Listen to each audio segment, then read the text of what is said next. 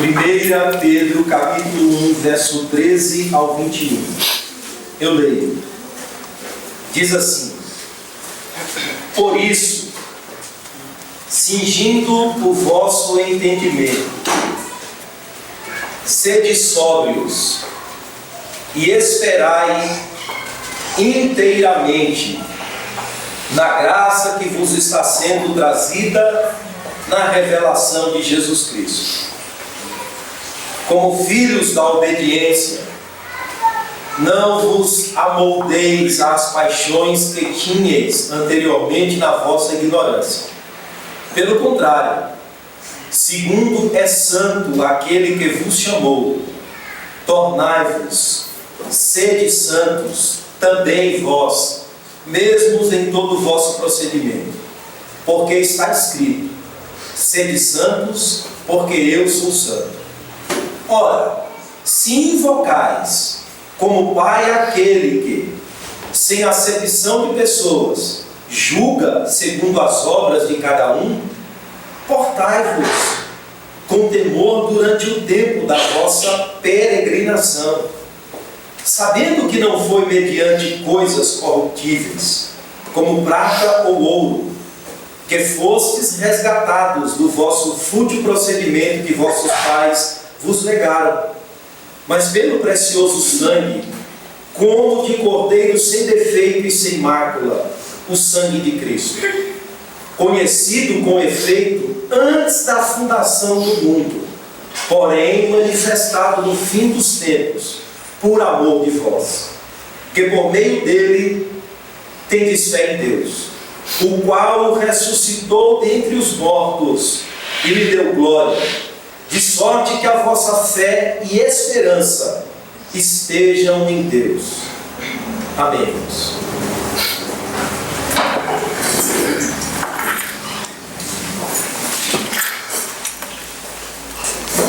Chamados a uma vida santa é o tema da nossa pregação.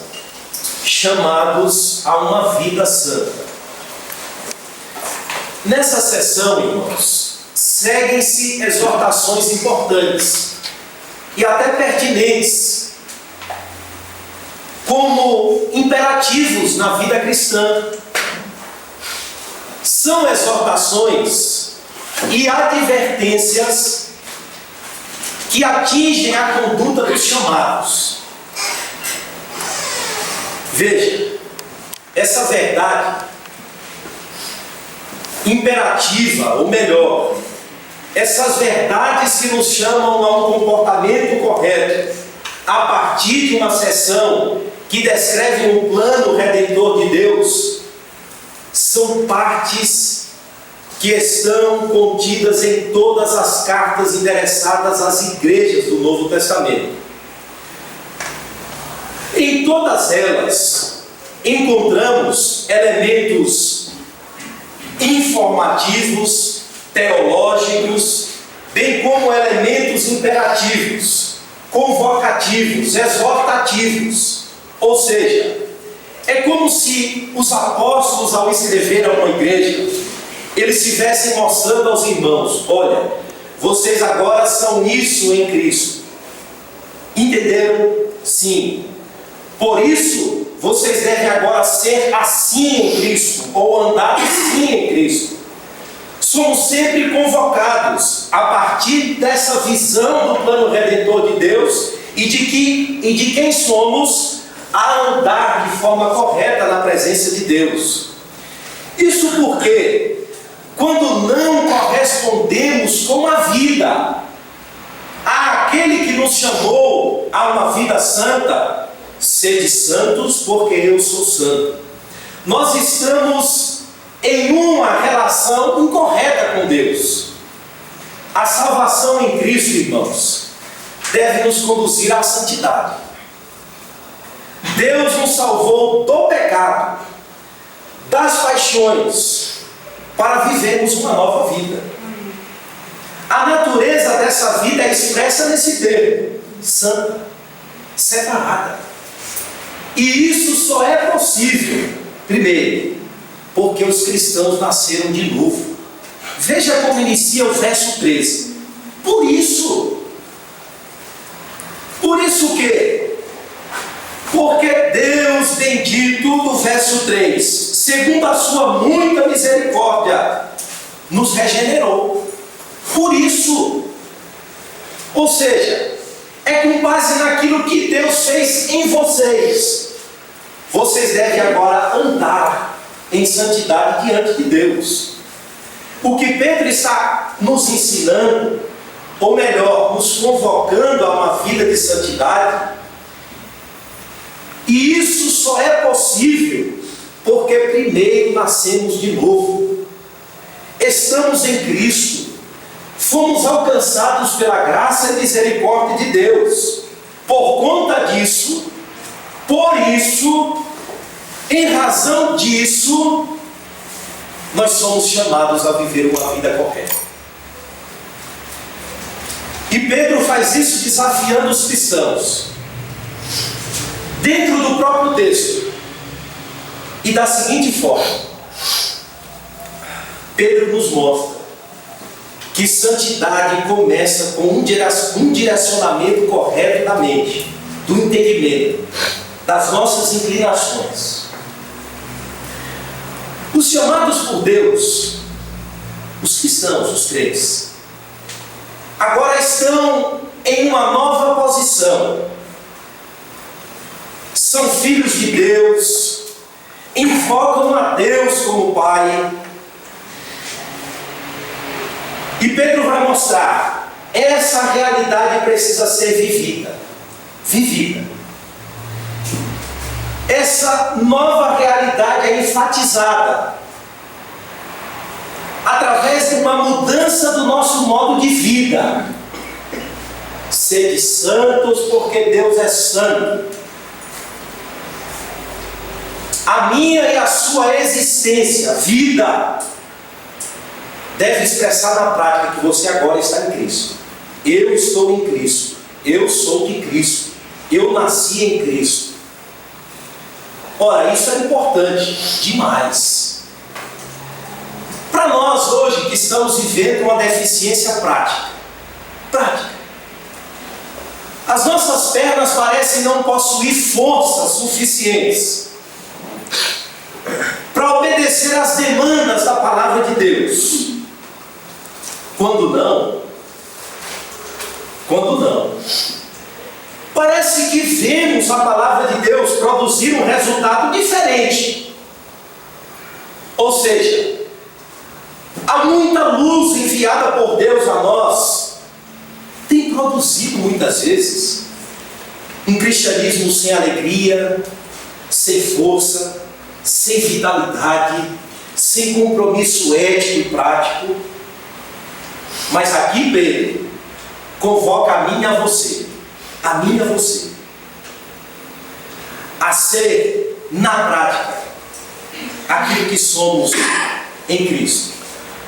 E essa realidade começa aqui, na mente. Cingindo o vosso entendimento, sede sóbrios, e esperai inteiramente na graça que vos está sendo trazida na revelação de Jesus Cristo. O termo aqui é entendimento, que a Septuaginta traduziu como coração. É muito mais do que a faculdade do pensamento, do que a mente propriamente dita, mas é algo em nós que descreve as nossas buscas, os nossos desejos, os nossos anseios, os nossos propósitos, aquilo que nos move, aquilo que é a nossa busca primeira. Entendimento aqui é tudo isso. Dada a razão pela qual a Septuaginta traduziu coração. Ou seja, tudo que se deve guardar, guarda o teu coração, porque dele procede as fontes da vida. E Pedro diz que devemos guardar esse entendimento que desemboca nos propósitos, nos planos, na causa primeira, que faz com que gastemos as nossas energias, que faz com que esteja o nosso propósito de vida. Pedro diz: cinja. Cinja. E esse termo cingir descreve a atitude do mundo antigo.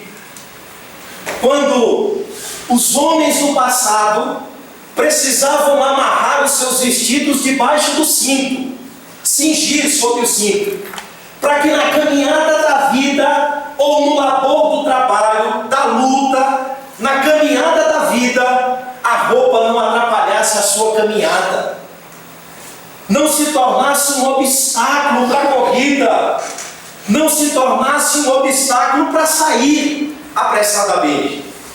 Por essa razão, Deus disse ao povo antes de sair do Egito: cingindo o vosso lombo, com cajado na mão, saiam depressa.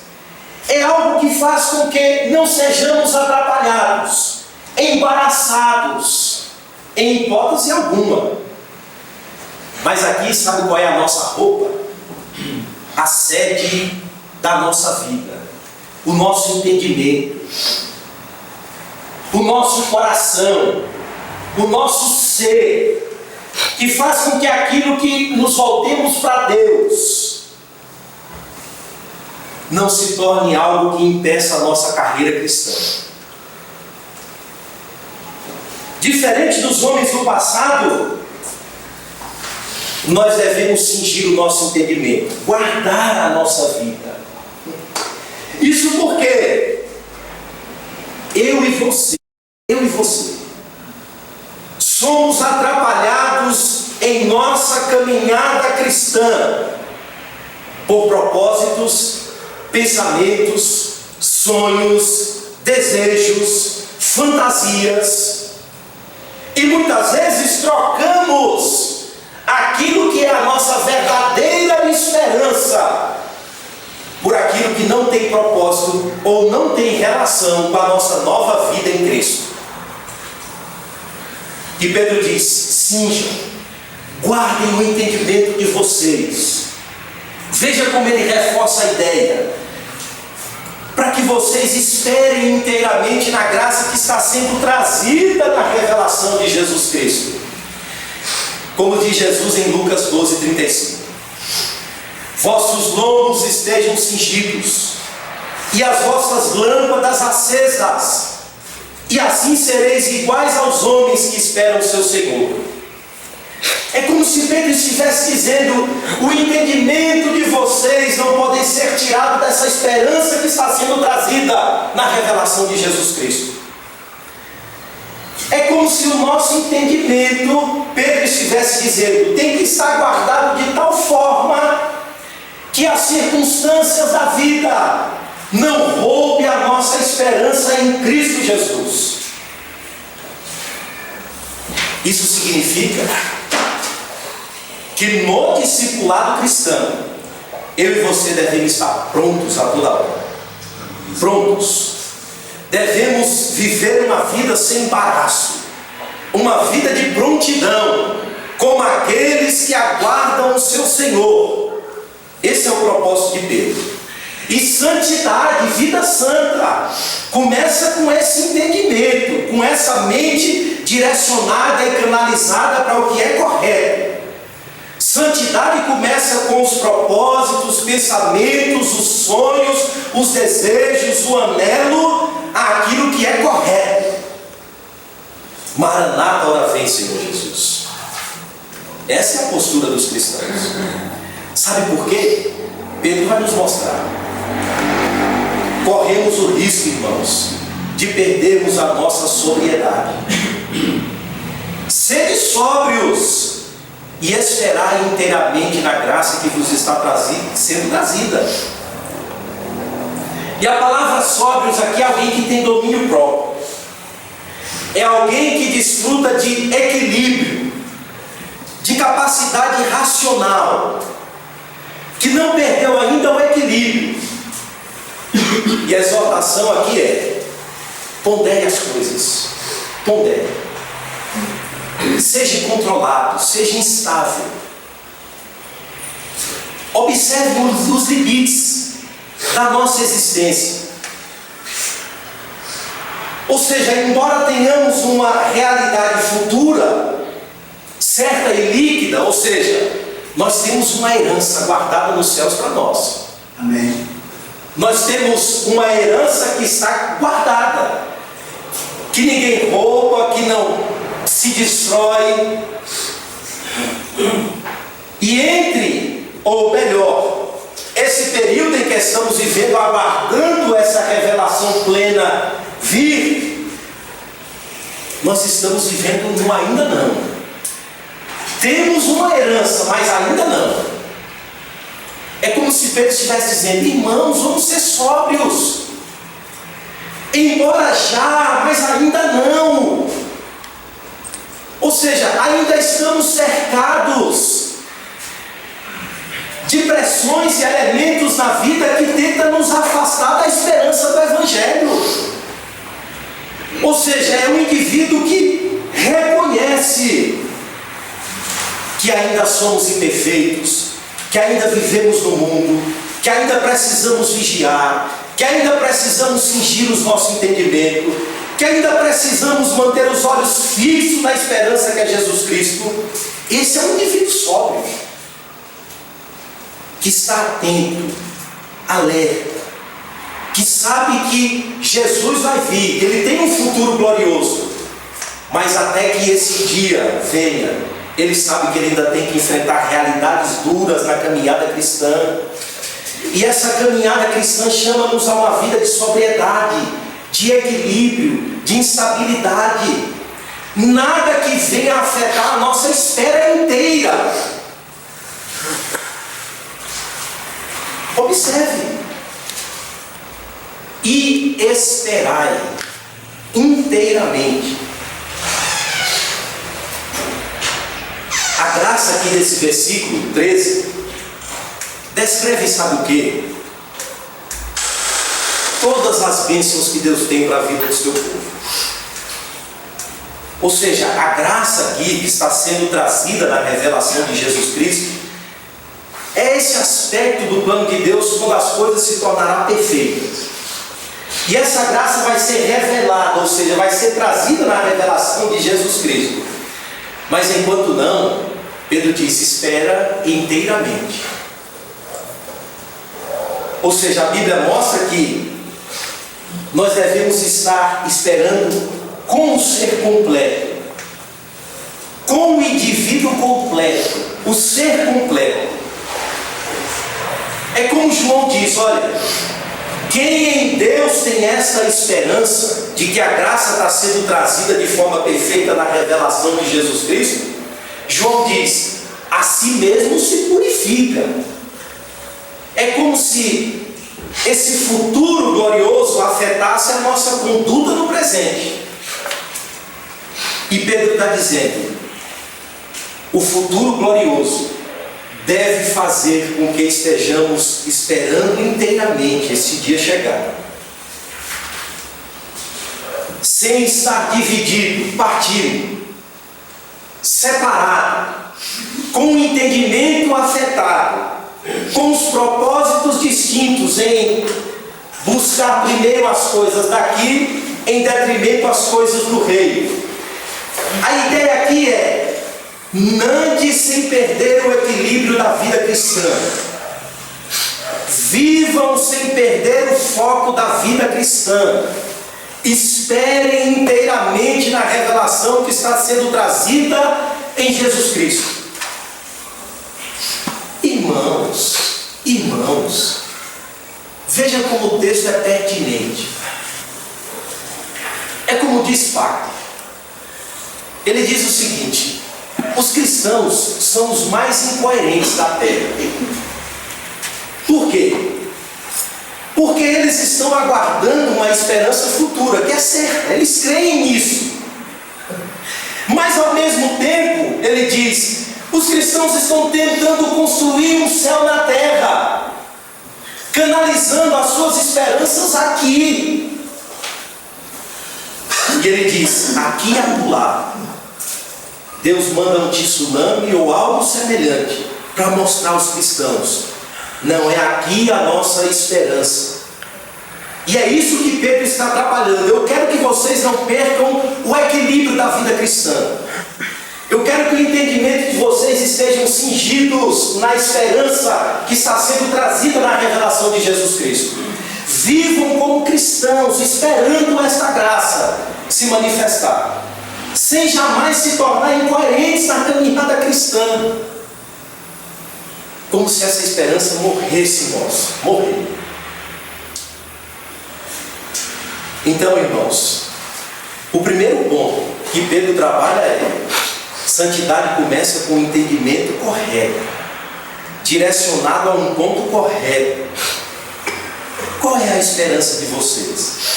O que é que nós, como cristãos, estamos esperando?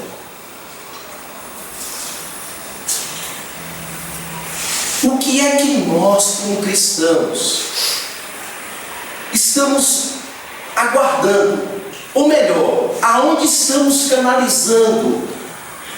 Ou para onde os nossos propósitos, pensamentos, planos, desejos, anelo estão sendo canalizados?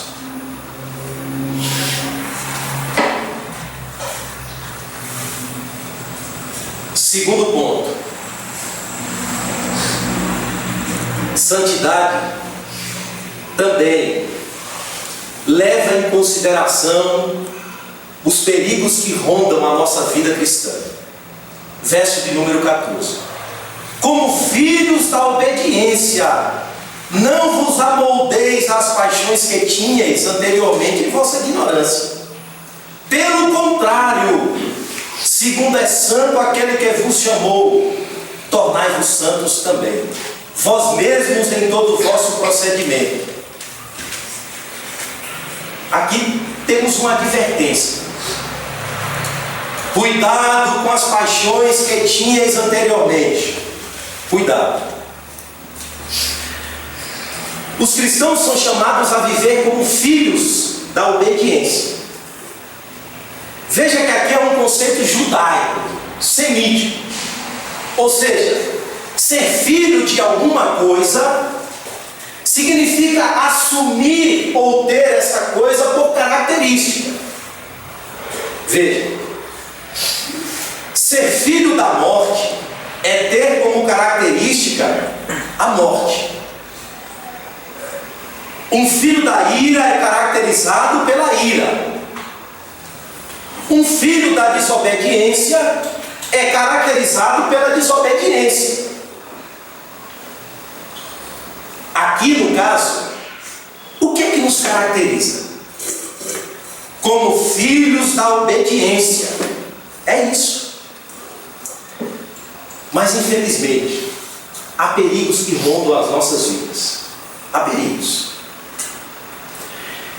E o maior inimigo a essa vida santa e compromissada com a palavra de Deus é esse inimigo com quem dormimos, com quem comemos, com quem andamos, com quem vivemos, com quem acordamos, chamado paixões que ainda residem em nós,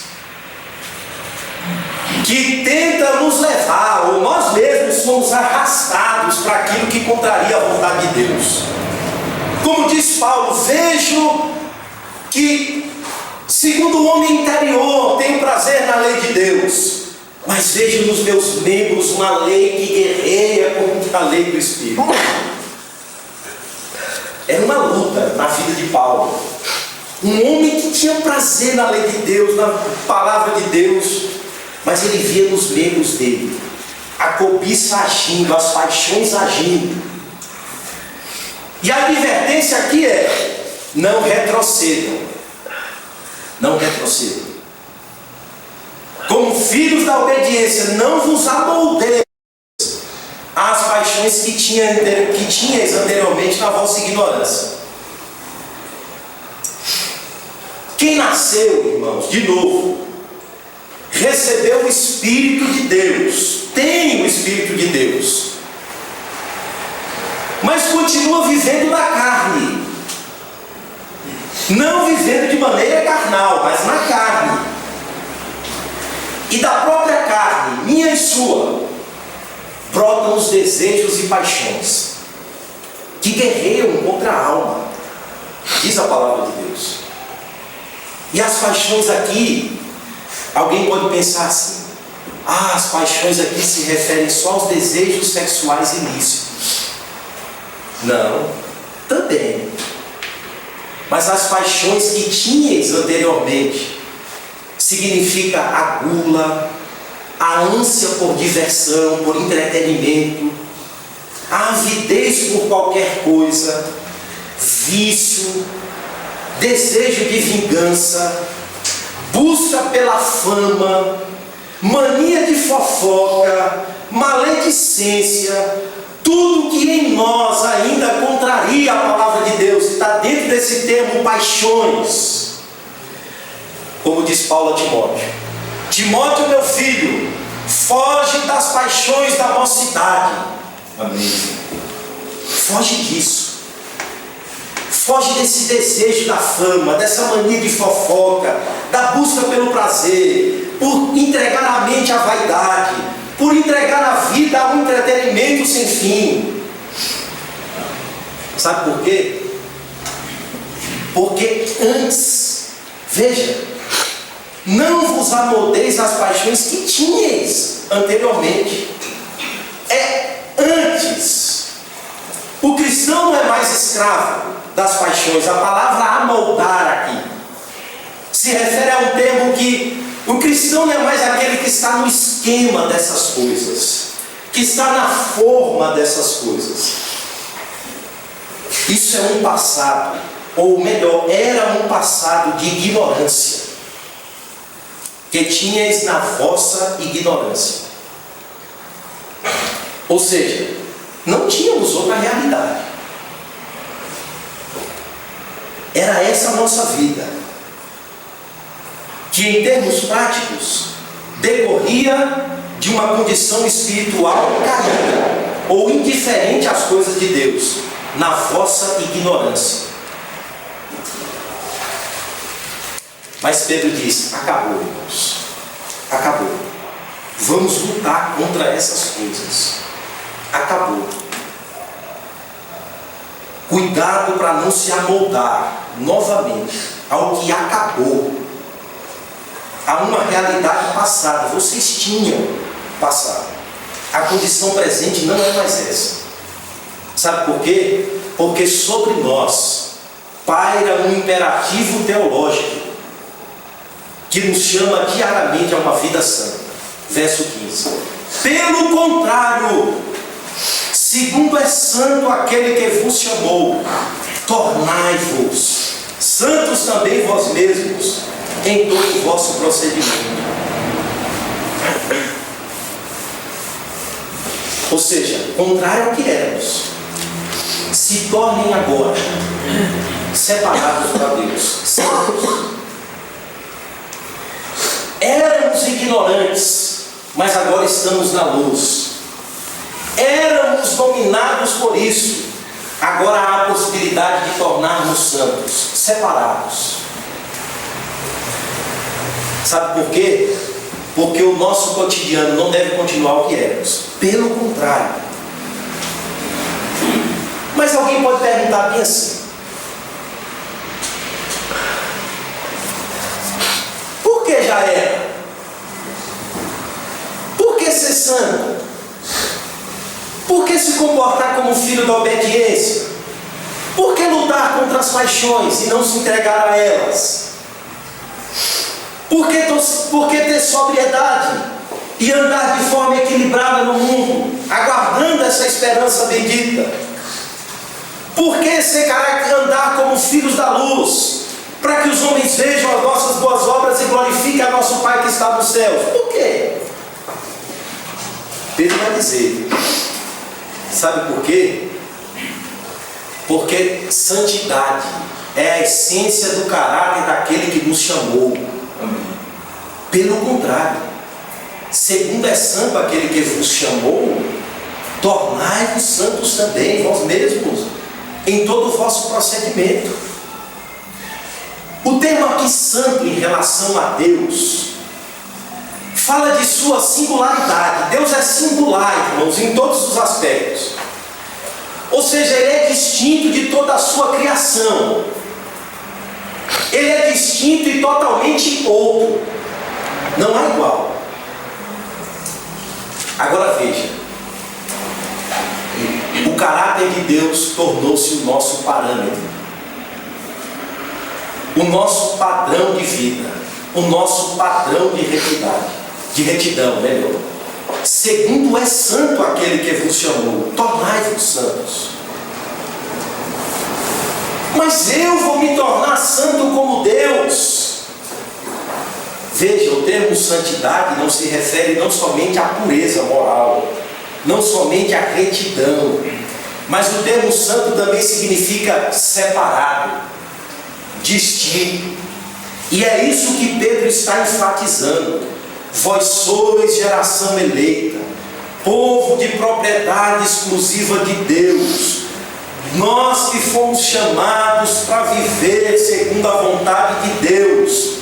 Portanto, assim como Deus é santo, separado, distinto, também nós devemos andar de forma separada, distinta, de forma correta, como filhos da obediência. Essa é a ideia. Mas calma, essa condição é para aqueles a quem Deus chamou. Segundo é santo aquele que vos chamou. E chamar aqui, ou o verbo chamar, é a ação de Deus em levantar homem dos mortos e dar vida espiritual. E essa é a condição para aqueles que estão agora vivos espiritualmente. Vivos. Aquilo que eu disse no início, ser chamado a uma vida de santidade, só é possível a quem primeiro nasceu de novo. Porque quem não foi chamado, ou fardo, ou peso, ou legalismo, santidade é a consequência de quem foi chamado. Fomos chamados. E por ter sido chamado, há a possibilidade de assumirmos o compromisso desse imperativo teológico. Tornai-vos. Santidade é um chamado à responsabilidade. Vocês devem se tornar separados. Viver essa implicação que está sobre nós. Sede santos, porque eu sou santo. E esse imperativo deve ser levado a sério, muito a sério. Por quê? Porque ele abrange toda a nossa vida, em todo o vosso procedimento. Todo. A santidade não é um aspecto da minha vida. É todo o vosso procedimento. Em toda a vossa vida. Em toda a vossa caminhada, ou melhor, enquanto durar a nossa peregrinação.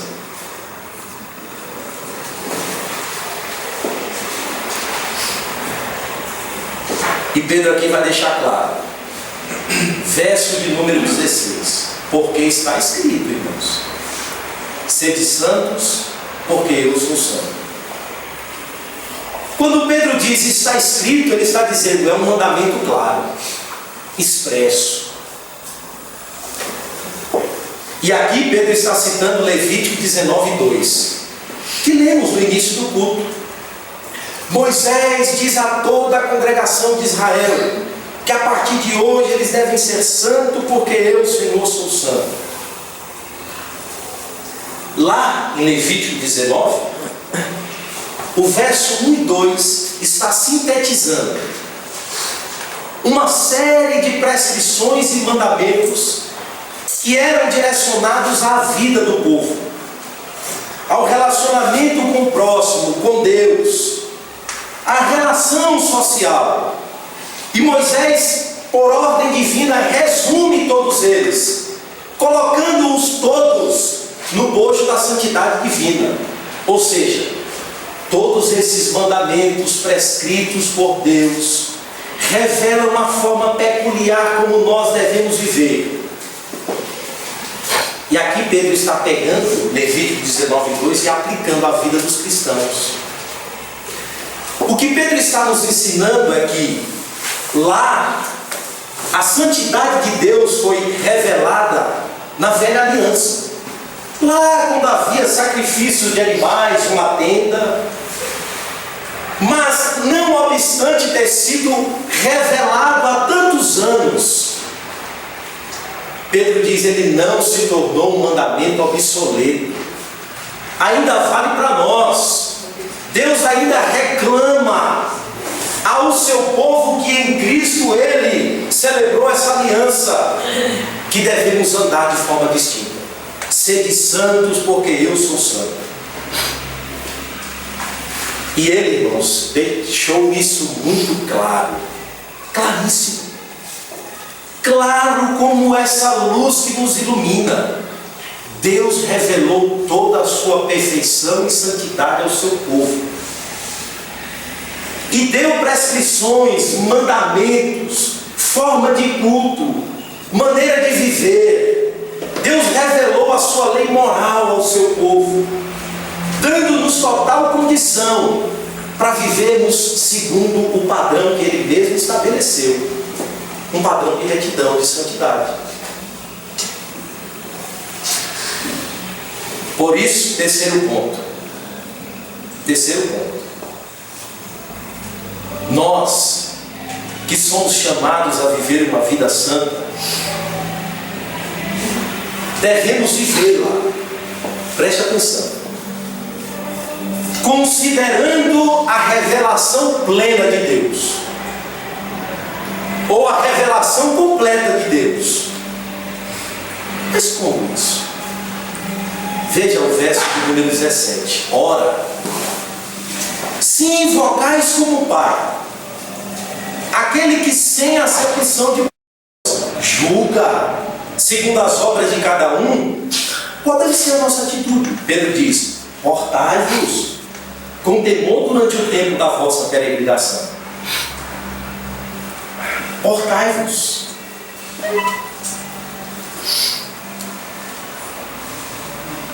O se aqui, do verso 17, se, no início do versículo, não expressa dúvida, de forma alguma. O se aqui é de argumentação, veja, o se é de argumentação.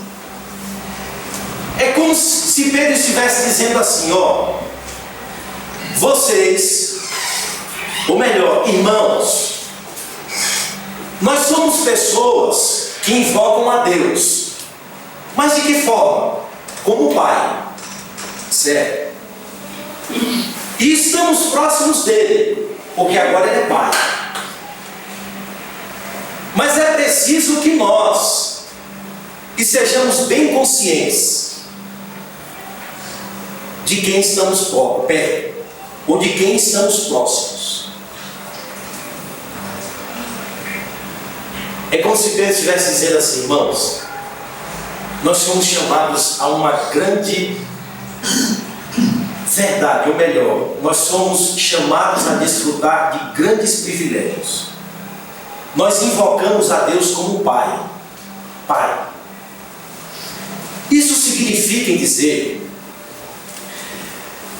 que o Deus que era distante revelou-se como Pai em Jesus Cristo. E em Jesus Cristo, o Filho legítimo, adotou para a sua própria família homens de toda a tribo, raça, língua e nação. Adotou. E nos deu o espírito de filiação, de adoção, mediante o qual clamamos, Papai, o Paizinho querido. É como diz João, olha que quão grande amor nos tem concedido o Pai, ao ponto de sermos chamados os filhos de Deus. Mas olha o alerta do texto. Cuidado, cuidado. Somos alertados contra a falsa ideia de que a bondade de Deus pode ser abusada. Somos alertados contra aquela falsa ideia de que a paternidade divina agora tudo tolera, tudo suporta, ou em tudo faz vista grossa, melhor, permite tudo.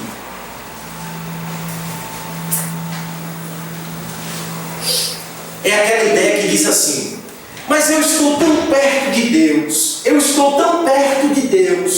mas tão perto de Deus, que sobre mim só governa a bondade de Deus e não mais o juízo do juiz. É que Pedro diz: olha, se invocais como Pai aquele que sem acepção de pessoas julga segundo as obras de cada um, portai-vos. Ou seja, considerai a bondade e a severidade de Deus. Nos nossos caminhos ou em nossas vidas, aqui e acolá, ainda incorremos no desagrado paternal de Deus. Aqui e acolá em nossas vidas, ainda desafiamos a santidade do Pai. Aqui e acolá. Mas veja como Pedro é claro. Esse mesmo Pai e Deus a quem vocês estão invocando, não se esqueçam, Ele também é juiz. Melhor, juiz imparcial, que vai julgar segundo as obras de cada um e que tem critérios no julgamento. Ou seja, Ele tem filhos, mas não tem favoritos. Amém. Por isso, o conhecimento completo de Deus, da santidade de Deus, do caráter de Deus, irmãos, deve mexer com o meu estilo de vida, com a minha conduta. Como dizia Isaías, no ano em que morreu Zezeu, viu o Senhor e ele viu a si mesmo. Esse conhecimento correto de Deus deve mexer com minha postura diante do próprio Deus. É como se Pedro estivesse dizendo assim: vocês ainda vão se comportar sem temor.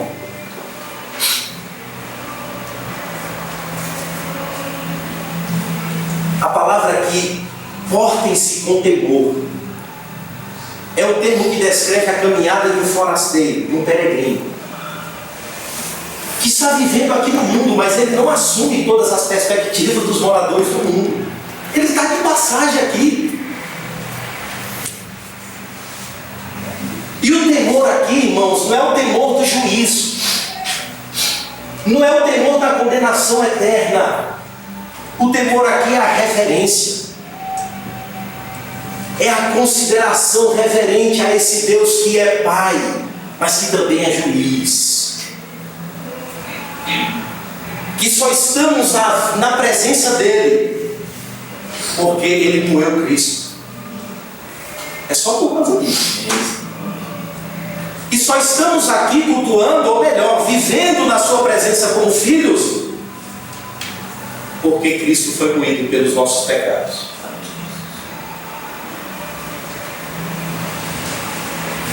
E Ele, assim como não tolerou o pecado dos passados, Ele continua não tolerando os pecados do presente. O mesmo Deus que foi santo no passado é o mesmo Deus que é santo no presente. Ele é o mesmo ontem, hoje e será eternamente. E aí Pedro diz: irmãos, esse entendimento correto de Deus deve nos levar a um comportamento também correto. Portai-vos com temor durante o tempo da vossa peregrinação. Não é só durante a semana da ceia, não é só quando queremos barganhar com Deus, é enquanto durar, ou em todo o tempo da nossa peregrinação.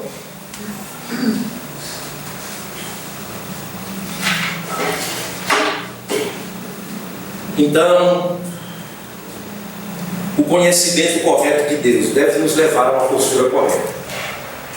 Corretíssima.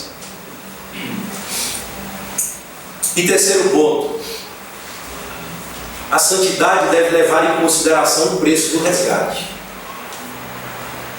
sabendo que não foi mediante coisas corruptíveis, como prata ou ouro, que fostes resgatados do vosso fútil procedimento em que vossos pais vos negaram. Mas pelo contrário, houve sangue, mas sangue de cordeiro sem defeito, ou como? Sem mácula, o sangue de Cristo.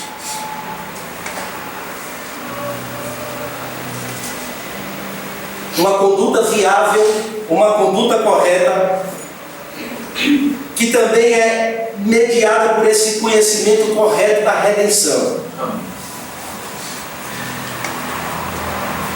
Por que andar no temor, hein, irmãos?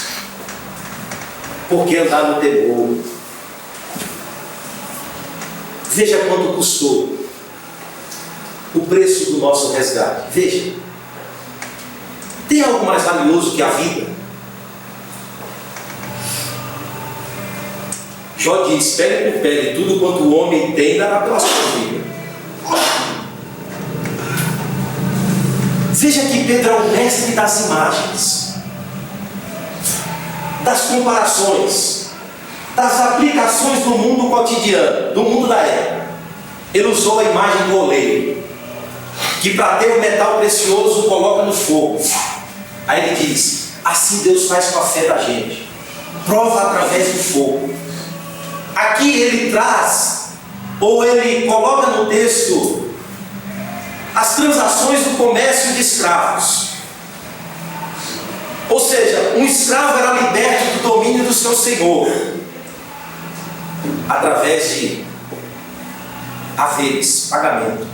E aqui a moeda da época era ouro e prata. Ouro e prata. Mas quanto vale o resgate de uma alma?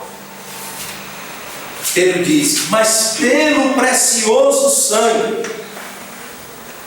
como de cordeiro sem mácula, o sangue de Cristo. O valor é infinitamente superior. E o que Pedro está mostrando é que Deus derramou o sangue de Cristo para comprar escravos. Vocês eram escravos. Vocês eram escravos. A relação é a mesma. Vocês foram vendidos ao pecado. Por isso, a reverência, o temor.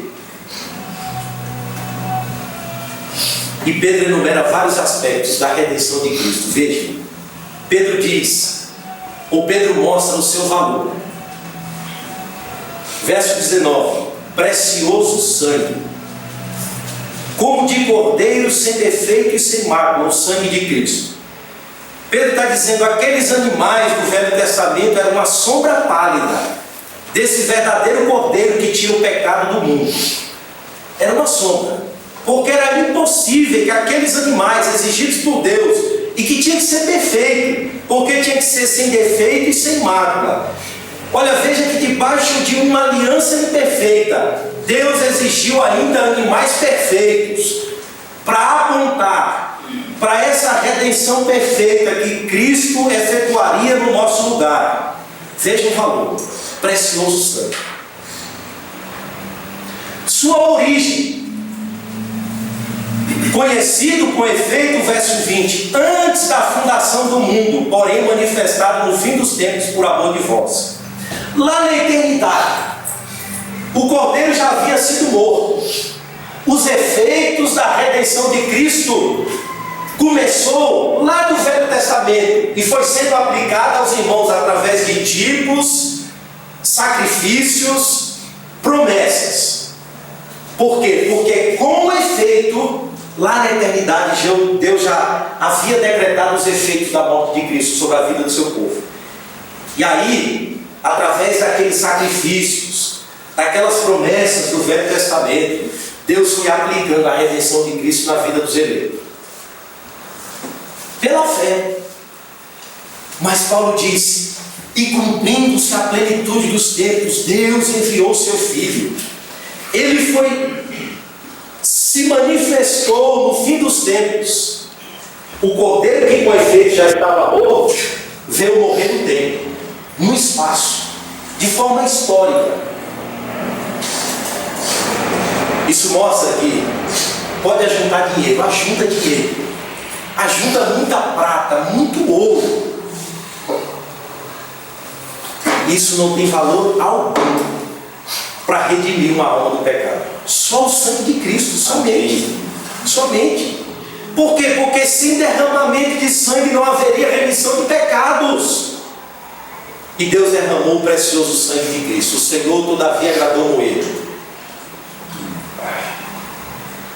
Getsemane, Senhor, afasta de mim esse cálice. Lucas diz, suou gota de sangue. Ali começou Deus a prensar Cristo. E de forma agradável, ou se agradou em fazer isso. Mas ele estava olhando para um fruto muito superior. A igreja, o seu povo. Amém. Veja que ele não fez isso por obrigação, não foi obrigação. Veja o verso 20 ao final. Por amor de vós. Por amor de vós. E por que tinha que ser perfeito? Por que tinha que ser Cristo? Por causa da justiça exigente de Deus. E Ele nos resgatou do fútil. Verso de número 18. Vocês foram resgatados do fútil procedimento que vossos pais nos legaram.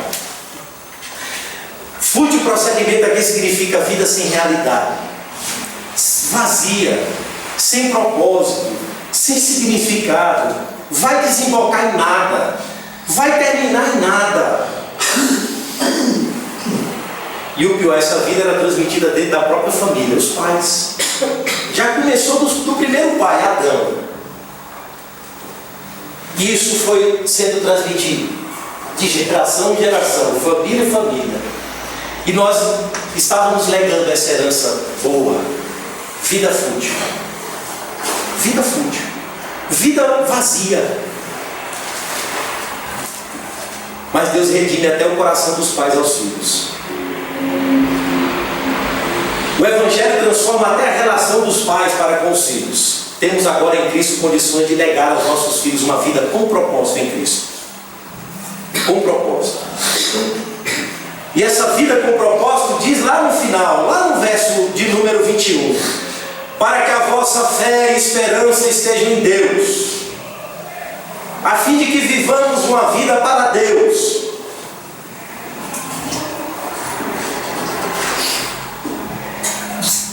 Uma pergunta. Você ainda sabe quanto custou a sua redenção? Você ainda sabe de que você foi salvo? Você ainda sabe para que você foi salvo? Ou melhor, você sabe quanto custou tudo isso? Isso é importante saber. Ou melhor, ser relembrados. Para que não incorramos no erro de achar que a graça de Deus é graça barata.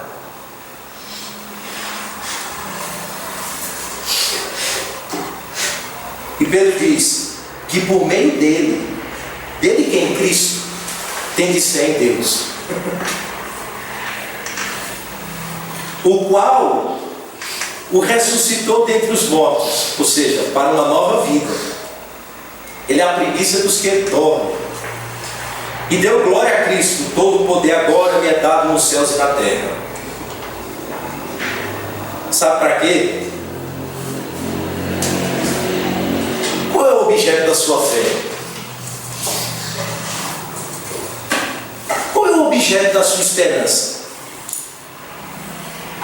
Para que a nossa fé e esperança estejam em Deus. Deus. Santidade, irmãos, é uma vida que leva em consideração o preço do nosso resgate.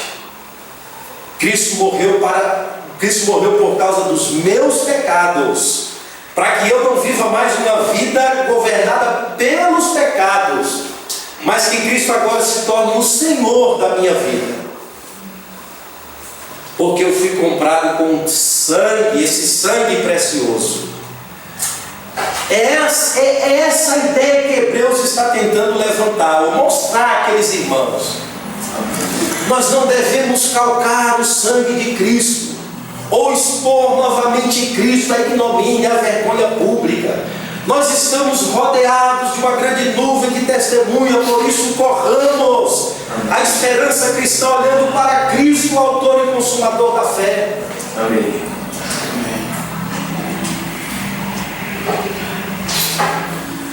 Não custou nada eu estar aqui, né? Pecadinho, pecado é algo tão simples. Deus moeu Cristo por causa dele, ou por causa dos nossos pecados. Então, nunca se esqueça o preço da nossa redenção. Que Deus nos abençoe. Vamos orar. Senhor, nosso Deus e Pai, ajuda-nos, ó Deus, a cingir e guardar a nossa mente, as nossas inclinações, os nossos propósitos, emoções, aquilo que brota da fonte da vida do nosso coração, para que não vivamos uma vida desequilibrada, instável, perturbada, sem esperança, uma vida partida, dividida, Senhor. Uma hora aguardamos, uma hora esperamos, outra hora, Senhor, descremos, desacreditamos, vivemos o ateísmo na prática, Senhor. É verdade. A desesperança na prática. Sim. Mas nós suplicamos a sobriedade do Evangelho sobre nós. Amém. Torna-nos a sensatez, ó Deus, e dá-nos equilíbrio em nossa caminhada cristã. Amém. Sobretudo, ó Deus eterno, ajuda-nos, ó Pai, a vencermos as paixões que tínhamos, ó Deus, anteriormente sobre nós, dominando, reinando. Ajuda-nos, ó Deus, a sermos na prática filhos da obediência. Amém. Considerando, Senhor, que Tu és um Deus não somente bondoso, misericordioso, mas sobretudo justo, reto, juiz, que só mantém e preserva, ó Deus, pecadores por causa de Cristo Jesus, que morreu, que mediou, que expiou, que derramou sangue, que tornou perfeita a nossa redenção, somente por causa disso, Senhor. Porque Cristo é o único mediador entre Deus e os homens. Amém. Dá-nos uma fé, ó Deus, que saiba reconhecer o valor do sangue de Cristo e da redenção. Dessa morte, Senhor Deus, e dessa ressurreição que se aplica no viver diário, morrendo para o mundo e vivendo para Deus. Amém. Que a morte e a ressurreição de Cristo seja a nossa realidade diária, Senhor. Sim. Para que a nossa fé, a nossa esperança, a nossa expectativa esteja, Senhor, somente em Deus, em Ti. É o que nós em Cristo te rogamos em nome de Jesus. Amém. Amém. Samuel.